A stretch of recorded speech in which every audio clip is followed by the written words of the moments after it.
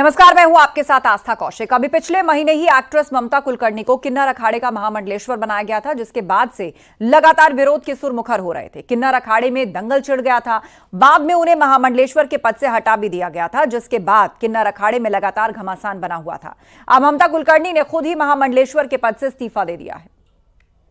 ममता कुलकर्णी पिछले 2 दशकों से भी ज्यादा समय से विवादों में रही हैं। बॉलीवुड छोड़ने के बाद उनके ड्रग्स डीलर विक्की गोस्वामी से संबंध रहे, जिसकी वजह से ममता कुलकर्णी भी बदनामियों से गुजरी हैं।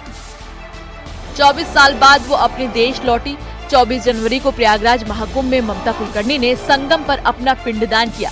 किन्नर अखाड़े में उनका पट्टाभिषेक हुआ और उन्हें अखाड़े की प्रतिष्ठित पदवी महामंडलेश्वर से नवाजा गया। साल 2015 में उज्जैन में किन्नर अखाड़े की नींव रखने वाली अजय दास शुरू से ही इस फैसले के विरोध में थे और बाद में उन्होंने ममता को महामंडलेश्वर के पद से हटा दिया गया था। साधु संतों का भी ममता को लेकर विरोध सामने आ रहा था। अब खुद ममता कुलकर्णी ने महामंडलेश्वर के पद को छोड़ने का ऐलान किया है। मैं महामंडलेश्वर यमाई ममता नंदगिरी, मैं इस पोस्ट से मैं इस्तीफा दे रही हूं। आज किन्नर अखाड़े या दोनों अखाड़ों में बीच में जो मुझे लेके महामंडलेश्वर की उपाधि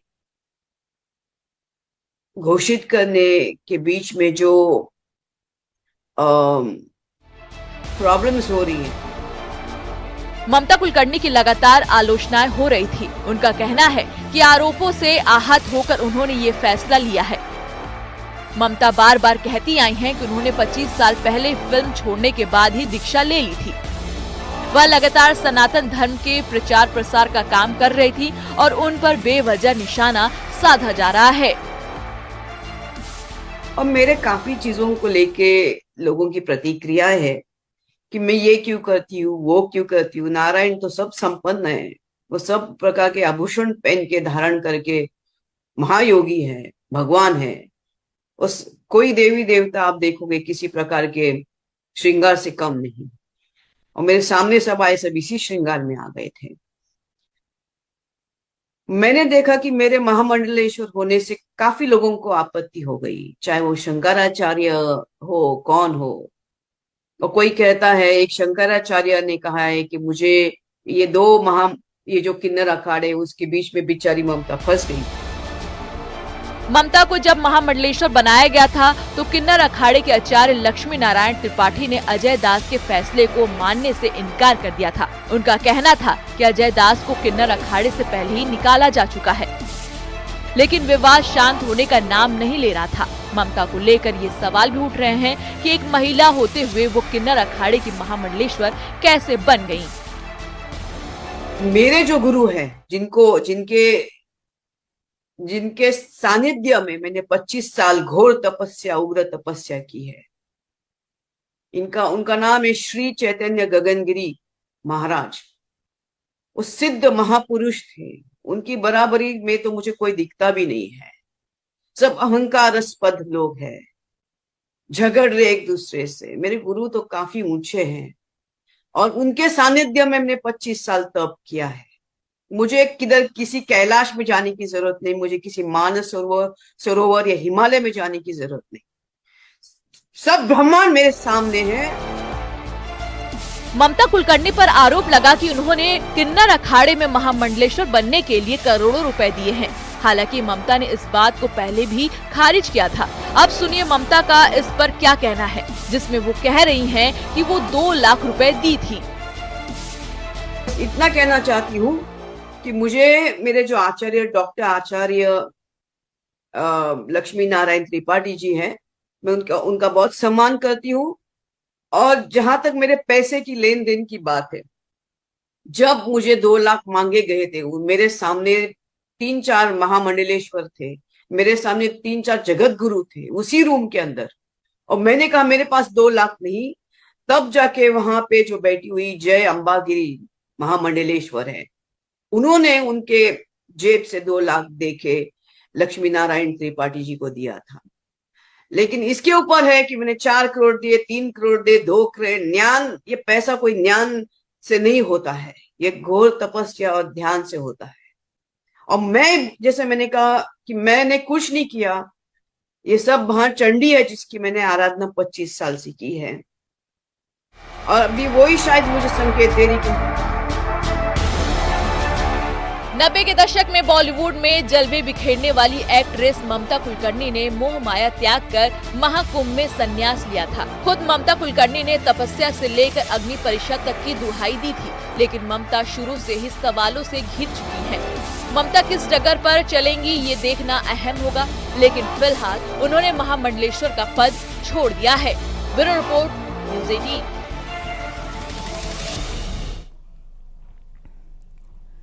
प्रयागराज के महाकुंभ में हर्षा रेछारिया ने खूब सुर्खियां बटोरी। हालांकि उनको लेकर विवाद भी काफी सामने आए।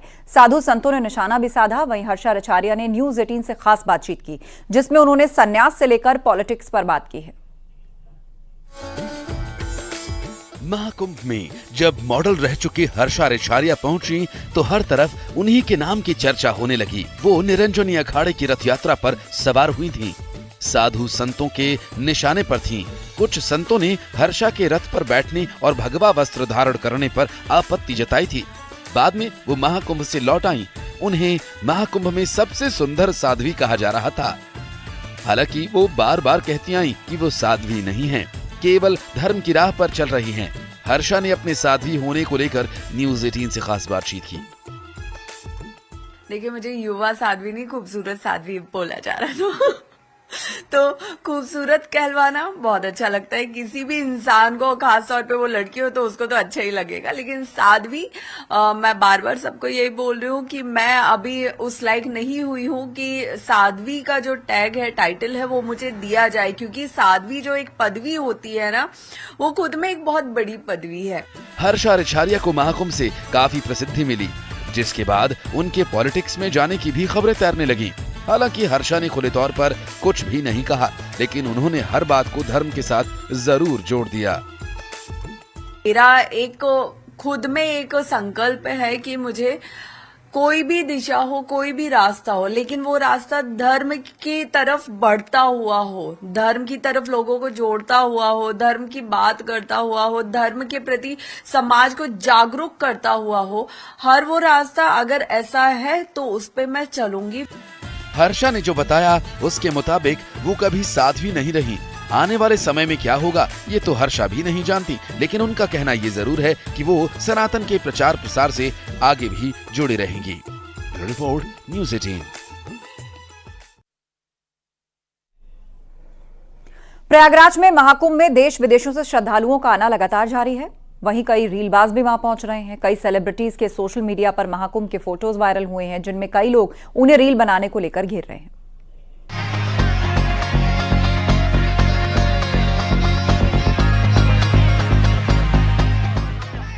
प्रयागराज महाकुंभ के पावन अवसर पर भक्ति का जन सैलाब उमड़ रहा है।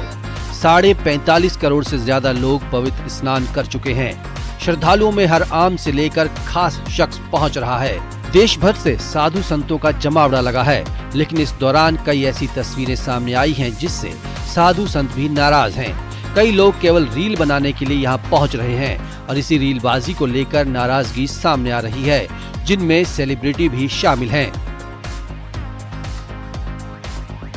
सोशल मीडिया पर भी ट्रोलिंग हो रही है। बॉलीवुड एक्ट्रेस ईशा गुप्ता पिछले दिनों महाकुंभ में स्नान करने पहुंची थी।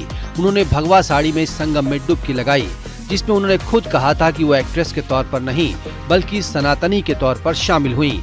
वहीं उन्हें देखकर लोगों में भी उनके साथ सेल्फी खींचने की होड़ मच गई। सोशल मीडिया पर ईशा के फोटो वीडियो सामने आने के बाद लोगों ने उन्हें निशाने पर ले लिया। ज्यादातर लोगों का कहना है कि ईशा भले ही स्नान करने आई हों, लेकिन इसके बाद वो फोटो शूट करने में ही व्यस्त रहीं।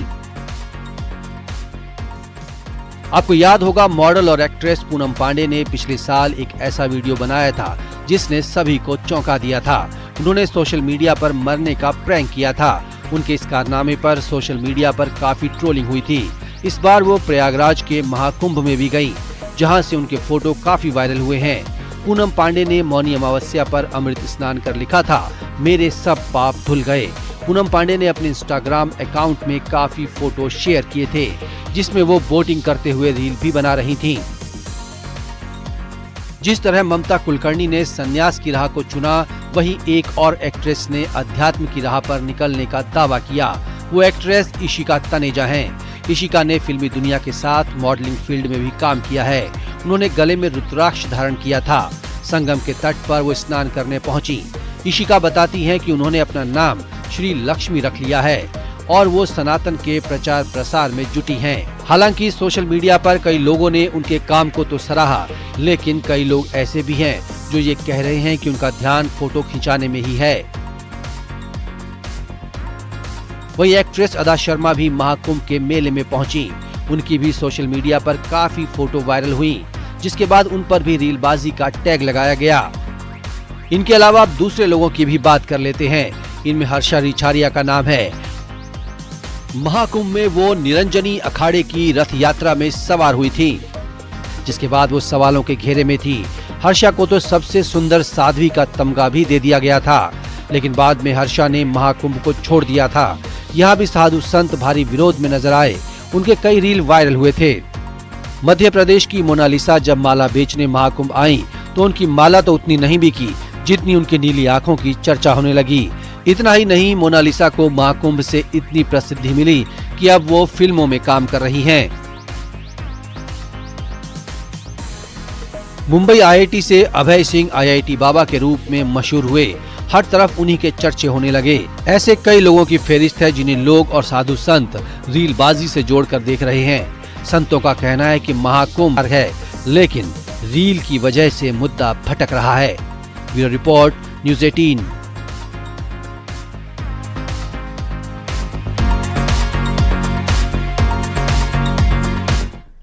एरो इंडिया 2025 में भारतीय वायुसेना के साथ दुनिया भर के लड़ाकू विमानों का जलवा देखने को मिल रहा है। 14 फरवरी तक चलने वाले इस एयर शो की थीम है the runway to a billion opportunities. आपको दिखाते हैं कैसे बंगलुरु के आसमान में ताकत की नुमाइश हो रही है।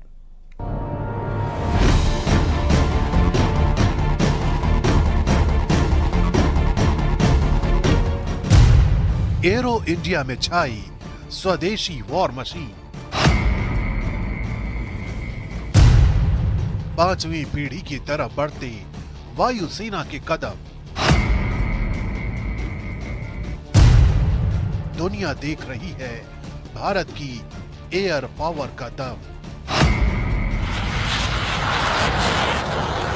आसमान में अपनी शक्ति, अपनी तकनीक, अपने कौशल का लोहा मनवाते ये वो जाबाज हैं जो एरो इंडिया 2025 में अलग अलग देशों से आए हैं।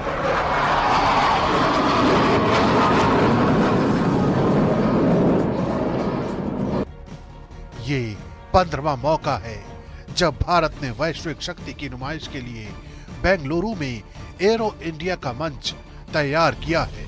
तेजस जैसे स्वदेशी लड़ाकू विमानों के बीच यहाँ दुनिया भर के लड़ाकू विमान अपने बाहुबल का प्रदर्शन कर रहे हैं। खास बात ये कि इस दौरान 5वीं पीढ़ी के फाइटर जेट छाए हुए हैं।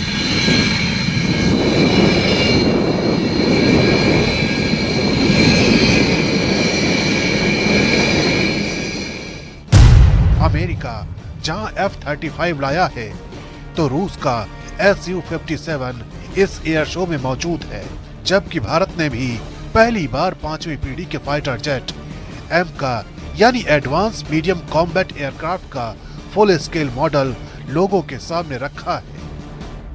देश ने एक सपना देखा था कि वो 5वीं पीढ़ी का फाइटर बना के रहेगा और लगता है ये सपना अब पूरा हो चुका और सपने ने आकार लेना भी शुरू कर दिया है।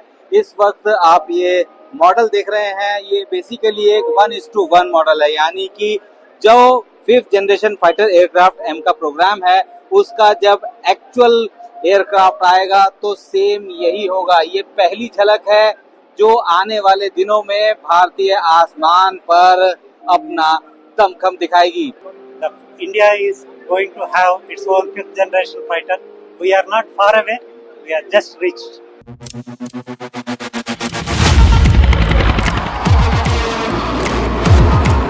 दुनिया के 3 देश ही अभी 5वीं जनरेशन के फाइटर जेट बना रहे हैं, जिनमें अमेरिका, चीन और रूस जैसे देश शामिल हैं। 5th जनरेशन फाइटर एयरक्राफ्ट की रेस में अमेरिकी F-35 भी बड़ी तेजी से अपना दावा पेश कर रहा है। सरकार की तरफ से ये तो साफ कर दिया गया है कि भारत अपनी सेना की ताकत को बढ़ाने के लिए कुछ भी कर सकता है, यानी कि एमका के साथ साथ विदेशी फाइटर्स के लिए भी रास्ता खुल गया है। और इस वक्त आप तस्वीरों में सामने देख सकते हैं, ये है अमेरिका का स्टील्थ फाइटर एयरक्राफ्ट F-35।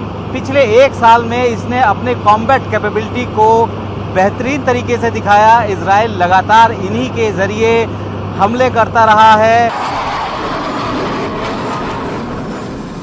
और आइए अब आपको दिखाते हैं रूस का 5वीं पीढ़ी का फाइटर जेट Su-57। ये एक अत्याधुनिक stealth multi role fighter jet है। आज के दौर में लड़ाई में यानी कि जंग में उसी का पलड़ा हमेशा भारी रहेगा जिसके पास तकनीक के हथियार होंगे, बेहतर तकनीक वाले हथियार होंगे। और इसी तरीके से अब वो सारे देश जो कि पूरी दुनिया में अपना लोहा मनवाते हैं, अब 5वीं पीढ़ी के फाइटर एयरक्राफ्ट को लेकर हवा में उड़ान भर रहे हैं। इस वक्त आप सामने देख सकते हैं, ये दुनिया का सबसे नया और सबसे बेहतरीन fighter aircraft 5th generation fighter aircraft Su-57 ये रूस का है और ये पहली बार हुआ है कि ये भारत के आसमान में इसने उड़ान भरी है। जाहिर है भारतीय वायुसेना भी लगातार अपनी ताकत में इजाफा कर रही है और मेक इन इंडिया के नारे को साकार कर रही है।